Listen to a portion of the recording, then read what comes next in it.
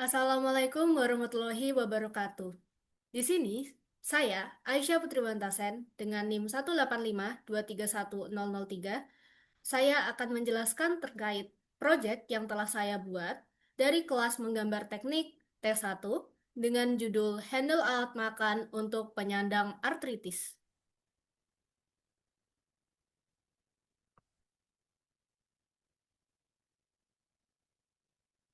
Yang pertama adalah pendahuluan. Nah, di sini pendahuluan yang saya telah eh, tulis yaitu artritis merupakan penyakit peradangan sendi yang banyak dialami oleh lansia di luar sana yang berdampak besar tentunya pada kemampuan motorik halus, terutama di area tangan dan juga jari. Nah, akibatnya itu apa sih? Jadi akibatnya adalah aktivitas sederhana seperti makan, itu pun menjadi tantangan karena adanya rasa nyeri, jari-jarinya kaku, dan lemahnya genggaman.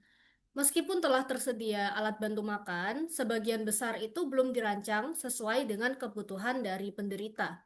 Nah, untuk itu, saya telah mengembangkan sebuah desain handle berbentuk silinder besar dengan tekstur dot grip yang bertujuan untuk meningkatkan kenyamanan genggaman penderita dan juga mengurangi tekanan pada sendi.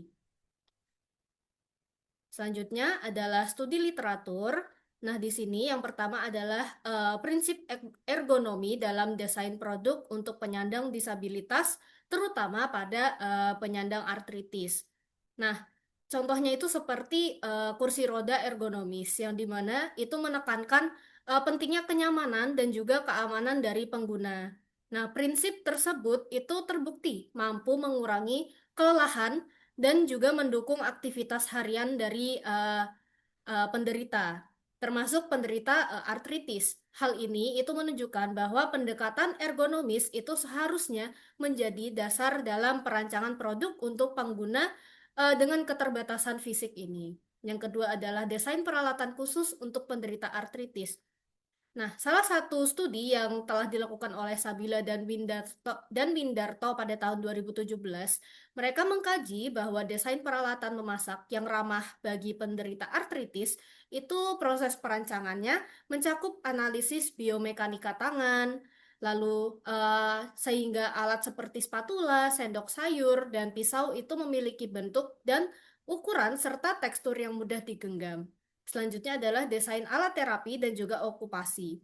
Nah, desain alat terapi itu juga menjadi perhatian tersendiri karena penelitian mengenai alat terapi untuk penderita rheumatoid arthritis itu menekankan pentingnya integrasi pada terapi okupasi dalam proses desainnya. Lalu yang keempat, mohon maaf, itu adalah pengaruh intervensi ergonomik terhadap nyeri sendi.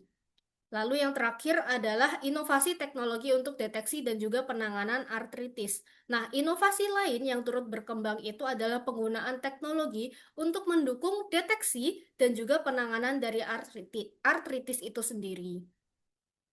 Nah, dengan demikian, integrasi teknologi dan pendekatan desain ergonomis itu sangat penting dalam pengembangan produk yang benar-benar efektif dan bermanfaat bagi penyandang artritis itu sendiri. Baik, selanjutnya adalah untuk proses dari proyek yang telah saya bikin. Yang pertama-tama itu dengan menggunakan sketch untuk membentuk persegi panjang dengan lebar 15 mm dan juga panjang 90 mm. Untuk sketch ini kita juga perlu memilih plane terlebih dahulu. Jadi jangan lupa untuk memilih plane terlebih dahulu, disesuaikan saja dengan keinginan dari masing-masing individu. Next. Tuh.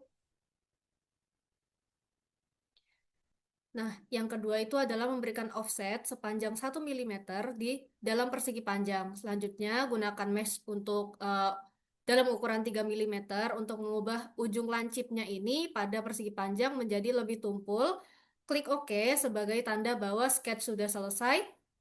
Lalu selanjutnya,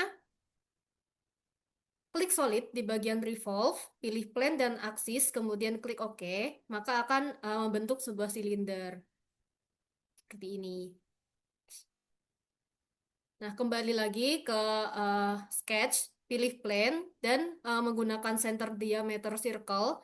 Di sini kita akan membentuk lingkaran di area yang diinginkan berukuran 3 milimeter. Oke, dengan menggunakan solid, kita akan memilih extrude dengan start from object, direction, one side operation, lalu menggunakan join berukuran 1 milimeter, lalu klik OK. Nah, ini tuh join agar dia menjadi satu dengan objek pertama, dengan body pertama, agar dia tidak menjadi body kedua, gitu. Lalu di sini ada proses fillet pada lingkaran yang sudah dibentuk tadi, karena tadi kan masih berbentuk lingkaran, eh, lingkaran lingkaran tanpa adanya sisi yang seperti ini. Jadi kita membutuhkan fillet dengan ukuran 0,5 milimeter. Jangan lupa untuk mengeklik OK. Kemudian kembali lagi ke sketch untuk membentuk garis bantu agar kita bisa menggunakan rectangular pattern. Nah, rectangular pattern itu untuk apa sih? Jadi nanti di bagian create agar kita dapat menduplikat lingkaran kecil tadi menjadi sebanyak yang diinginkan.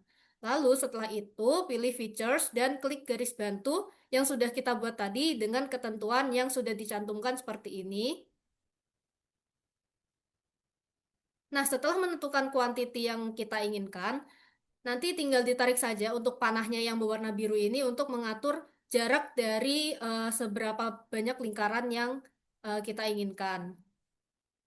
Lalu kembali lagi ke pattern untuk memilih circular pattern dengan type full, quantity 15, dan compute option adjust. Lalu klik OK. Bisa dilihat ya di sini kuantitinya 15.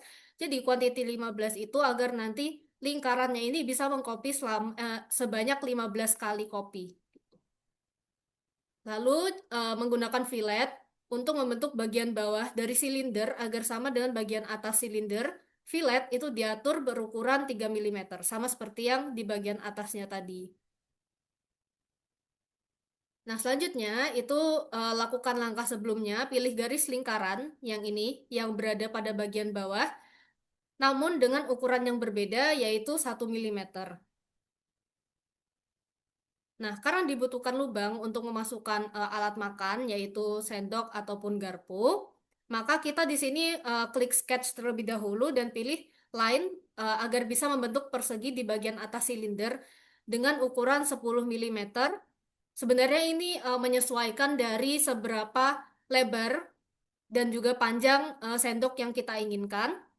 Lalu klik OK dan kembali ke extrude untuk melubangi handle dari atas ke bawah mengikuti panjang silinder. Nah, ini adalah bentuk akhir dari desain handle untuk penyandang artritis. Nah, berikut adalah gambar teknik dan CAD yang sudah saya buat di aplikasi Fusion 360.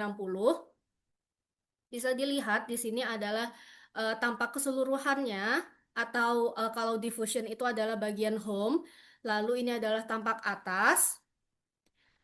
Oke, di sini ada tampak kanan, tampak kiri, ini sama ya, karena memang dia berbentuk silinder, jadi tampak kanan kiri pun, tampak depan dan juga tampak belakang itu akan sama seperti ini.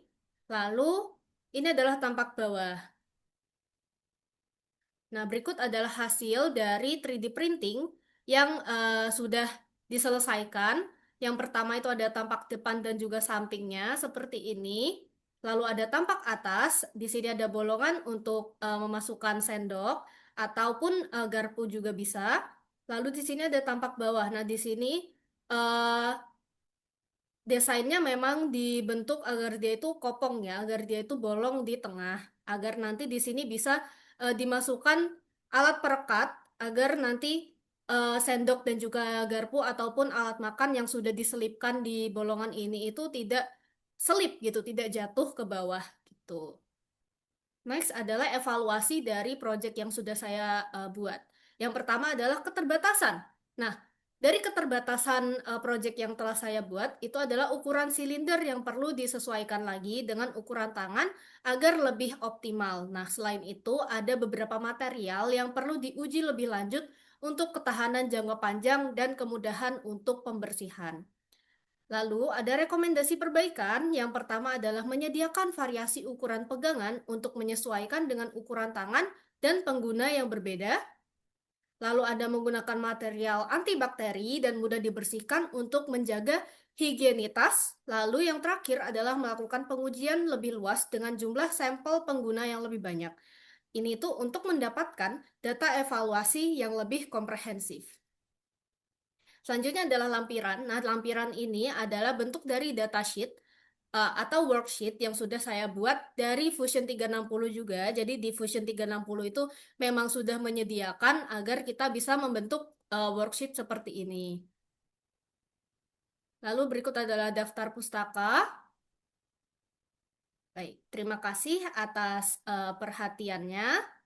Mohon maaf bila ada salah kata. Wassalamualaikum warahmatullahi wabarakatuh.